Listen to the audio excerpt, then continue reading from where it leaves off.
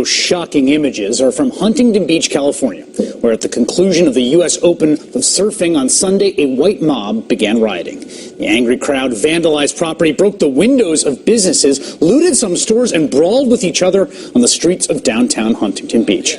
Police used rubber bullets on the unruly mob and arrested at least 7 people, including a firefighter from Anaheim. You probably haven't heard much about the White Riot in Huntington Beach, and that's because the story of white criminal culture is not a story the mainstream media will tell you. But once you scratch the surface, these stories are everywhere you look. Take billionaire hedge fund manager Steve Cohen, for instance. How many times this week have you heard about the federal charges he's been slapped with for alleged insider trading violations? And what about JP Morgan Chase, a company run almost entirely by white men? Well, that financial giant quietly paid $410 million in a settlement after being accused of manipulating the power markets. The sad truth is that the white power structure in this country has no clue how to solve the problems within the white community. And look, I don't want people to be suspicious of white men, but the Huntington Beach riot underlines a stark truth about white culture. The fact is, 84% of white murder victims are killed by other white people. And we really do have to question whether white leadership, where they are on this issue. The conversation is sorely lacking an appeal from the moderate white community. After all, no one forces white people to throw haymakers after their surfing competitions. And when white youth are raised with so much privilege and so few boundaries, these young white men often reject concepts of self-control and not being a jerk. Some people may feel like I'm stereotyping. I don't care. I'm dealing with reality. The white community needs to ask itself, how are we going to deal with this problem? Finally, there's one brave writer in the mainstream media raising that question. Gawker columnist Cord Jefferson handed out a healthy dose of truth following the Huntington Beach white riot. Whites in America have been out from under their European ancestors' boot heels for centuries. California specifically outlawed preferences for non-whites in state hiring and education nearly 2 decades ago. So being oppressed is no longer an excuse for behavior like this. How long must we wait for the white community to get its act together? Joining me now is Cord Jefferson, the West Coast editor for Gawker.com, author of the aforementioned column, A Dangerous and Irresponsible Culture. Cord, you're not going to hear this kind of thing in the mainstream media. My question to you is, what inspired you to finally rip off this taboo and talk about the problems with white culture? I'm a person of color, Chris, but first and foremost, I consider myself an American citizen and a resident of Southern California. And seeing what the mob did in Huntington Beach on Sunday night, I just felt there was no way that I could sit on the sidelines anymore in good conscience and watch so many white youths debase themselves the way that they are. And so I think that sometimes people have to stick their necks out. I don't want to use the word martyr, but I guess I'm kind of a martyr on this front. You know, there are people that are going to tell you that it's just a few bad apples. If you look at the video, you can't say this whole group, this has nothing to do with white people. It's just a few bad apples. What do you say to that? To that I say that if that's your actual belief, then you're living with your head in the sand. I used to live in New York City and would occasionally go to Hoboken, New Jersey, St. Patrick's Day Parade. And there were so many young white men there, vomiting in the streets, urinating in the streets, getting in fistfights in the streets. It was a sight to be seen. I've seen it myself. There's college dorms you can go to. Every other room, there's a bong. There are people talking about how much they enjoy drugs. A drug culture that people and white elders don't say anything about it. They kind of they wink and they nod. You're looking at they're learning, and the thing is that these young people are learning this kind of behavior in lacrosse camps. They're learning this kind of behavior at college spring break. They're learning this kind of behavior at Ivy League fraternities, where drug use and binge drinking are normalized behaviors. And these kinds of places are kind of the hives of moral debasement that are leading to, I think, what we're seeing which is this white crime scourge. Here's my question to you. People are going to say, this is someone who has a personal problem with white people. Do you have a personal problem with white people? Is this animus?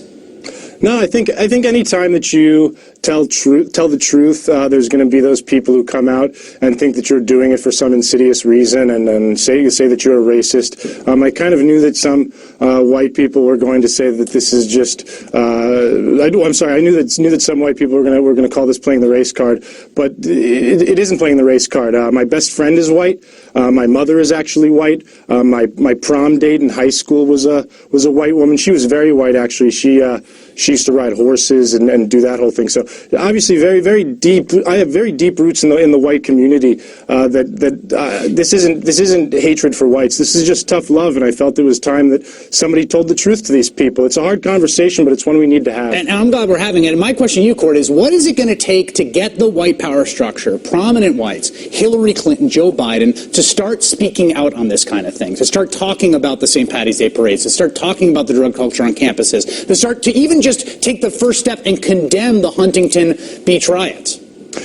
You know, I wish that I knew. I wish that I knew. When I look towards the white leadership, when I look towards the Justin Biebers of the world and the Rush Limbaughs of the world and the Sean Hannitys of the world, I often hear them talking about the problems within the black community, but I have yet to really see them take a serious, long look at the problems within the white community and then look at these kinds of violent offenses that are going on within white neighborhoods and on white college campuses all the time. And that's been difficult to watch. And so to them, I would just say, physician, heal thyself first, and I'm glad that people like you are stepping up in the white community and really sort of looking at this problem for what it is, which is a serious, serious issue. We appreciate that. Cord Jefferson, the West Coast editor for Gawker.com. Thank you. Thank you. If you watched that segment and thought that's an absolutely ridiculous premise and an absolutely terrible way to talk about millions of people who share nothing except their general broad pigmentation, you are correct.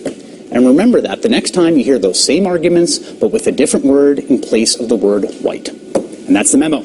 We'll be right back with Click 3. So by hearing that video, you heard Chris Hayes basically did exactly what Bill O'Reilly did in regards to black people. He talked about white-on-white crime. He talked about the riot at Huntington Beach, which I didn't even know about that. And as you can see, if there was a bunch of black people, that would have been national news. Look at how degenerate these Negroes are. Look what they're doing. They're destroying buildings. They're fighting. They're looting. Look how criminal behavior. But yet, there was a bunch of white kids that did that in Huntington Beach in California. Yet nobody know anything about it at all. It's quiet. They're not called names. You see, that whole exchange that you saw, they talked about, why is it that white politicians won't address things like that? Why white entertainers won't address anything like that? You see how the same thing that he did, Bill O'Reilly did? Doesn't it sound ridiculous? Doesn't it sound ridiculous that you should paint a whole group of people based on the actions of a few? Well, that's how black people feel. Exactly the same way. Why is it that you have that unholy trinity of Bill O'Reilly, Sean Hannity, and Rush Limbaugh always talking crap about black people, but you never address the issues in their own communities? They love to address black folks and what black folks do wrong, but they never say what they do wrong in their own communities. I mean, wouldn't you be better at addressing issues in the white community, Mr. O'Reilly, Hannity, Rush Limbaugh, since you're a part of that community? I mean, you can't accurately depict anything about black folks. It takes black folks to talk about black folks' issues and problems. I mean, you don't know anything about colorism. You don't know anything about, the discrimination. You don't know anything about that. So why are you talking about black folks? And also, I want to put out there, not all white people think like Hannity, O'Reilly, and Limbaugh. As you saw Chris Hayes, he took a jab at O'Reilly. I thought it was great. There are other people that's in the media that say different things, like Piers Morgan. He's another one that takes jabs at people. He was going back and forth with Larry Elder, as we all saw.